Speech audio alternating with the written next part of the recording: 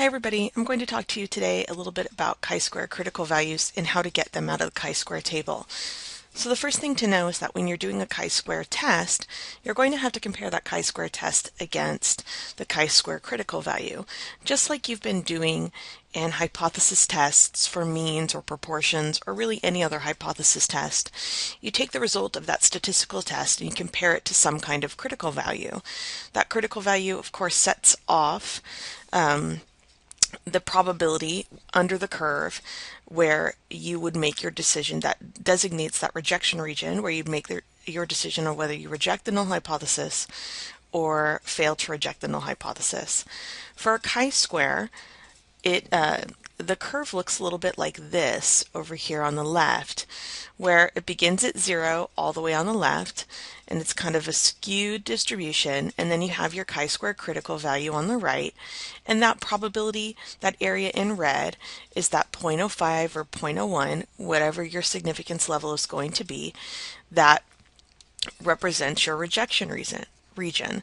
The one nice thing about when we are working with chi-squares is that you never have to worry about it being greater than or less than. You're always going to be working with the right side, so you're always assuming that the chi-square is greater than when you write your null hypothesis for the most part. So now that we have an idea of how the chi-square distribution looks like, and this is what you're getting when you do a chi-square test, what you want now is that chi-square critical value that designates this cutoff. And you're going to get that from your chi-square critical value table. And it looks a little bit like the tables that we've already seen with T and Z. It's just a little bit less intense, where you have your degrees of freedom here, then you have your significance level of 0.05 here, and your significance level of 0.01 here. So, and if you're working with a 0.05, you just go down to your degrees of freedom and say, hey, if my degrees of freedom is 5, I know my critical value for chi is going to be 11.07. This table goes all the way up until to 70. You're very infrequently going to use these markers up here or these degrees of freedoms up here. Now, the important thing to note though is degrees of freedom does not mean what we think it has meant in the past. When you're using a t-table, your degrees of freedom is n minus 1.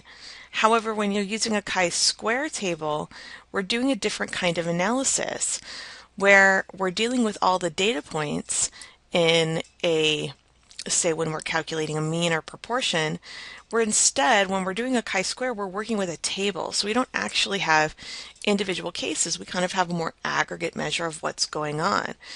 So rather than your degrees of freedom being n minus 1, your degrees of freedom are instead your total number of rows in the table minus 1 times the total number of columns in the table minus 1. So let me show you a little bit what this means. So I'm going to go back over to this Excel document over here. I'm going to show you 3 tables.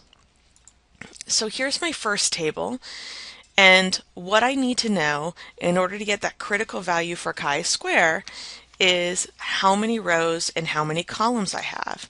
So for rows, there we go. For rows, I have 1, 2, 3, 4. I have 4 rows, right? So there are 4 categories in the variable respondent's attitude towards the interview, and that amounts to 4 rows. As far as columns are concerned, I have 2 columns. I have gender, which is male and female. So in order to get my degrees of freedom, this is going to be the number of rows minus 1 times the number of columns minus 1. So really, in truth, it's 4 minus 1 times 2 minus 1. Oops. There we go. It's 3. So if I was going to do a critical or get the chi-square critical value for this, I'd need my alpha level, so say pretend in this case it's 0.01. We go down to, again, back to the chi-square table.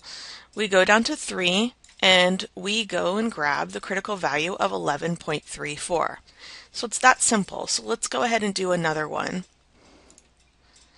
And that 11.34, just to jump back quickly, is going to be this area right here, that chi-square critical value, that if we get a chi-square any higher than that critical value, we get to reject the null hypothesis. So, in this particular table, I have 5 rows, 1, 2, 3, 4, 5, and just like the past table, I have 2 columns. So, in order to get my degrees of freedom, I have 5 rows minus 1 times 2 columns minus 1. Oops, see, it's angry with me. I have to do that thing in the middle. Yes, I know. And there we go. So we have a degrees of freedom of 4.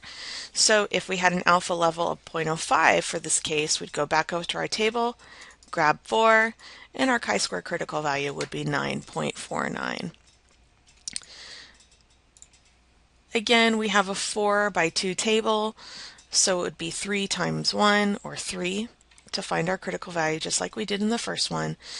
And again, once you grab that critical value, you put it here, and if your calculated chi-square statistic is any larger than that, you're going to end up rejecting the null hypothesis. All right, that's it. It's really that easy. Just remember that the degrees of freedom in a chi-square table is different from calculating the degrees of freedom in a t-table. And if you make sure that you can get that right, the chi-square table is really easy to use.